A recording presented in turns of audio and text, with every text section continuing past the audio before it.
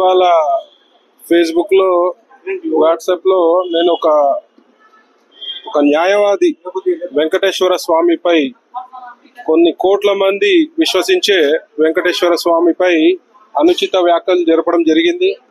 వాడి పేరు కదిరి కృష్ణ. వాడు ఒక బాధ్యతమైన వృత్తిలో, న్యాయవాది వృత్తిలో ఉండి హిందువుల మనోభావాలను కించపరిచే విధంగా మరి సోషల్ మీడియాలో వాడు వాగిన మాటలన్నీ కూడా రావడం జరిగినాయి.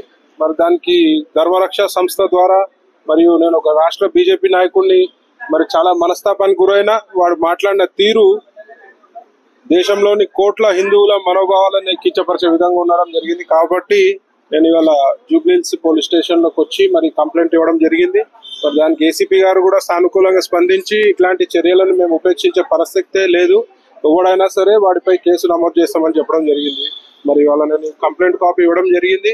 దీనిపై కమిషనర్ గారు కానీ ఏసీపీ గారు కానీ తక్షణంగా వాడిని అరెస్ట్ చేసి మా మనోభావాలను కించపరిచిన వ్యక్తికి గట్టిగా బుద్ధి చెప్పాల్సిన బాధ్యత ఈ రాష్ట్ర ప్రభుత్వంపై, పోలీస్ శాఖపై ఉంది. మరి మేము పిలుపునిస్తే మరి వాడి కాళ్ళు చేతులు లేకుండా అవుతాడు, మరి ప్రజలలో తిరిగే పరిస్థితి ఉండదు. అయినా కూడా మేము చట్టబద్ధంగా పోవాలని ఒక నిర్ణయానికి వచ్చి ఇవాళ నేను కంప్లైంట్ ఇవ్వడం జరిగింది.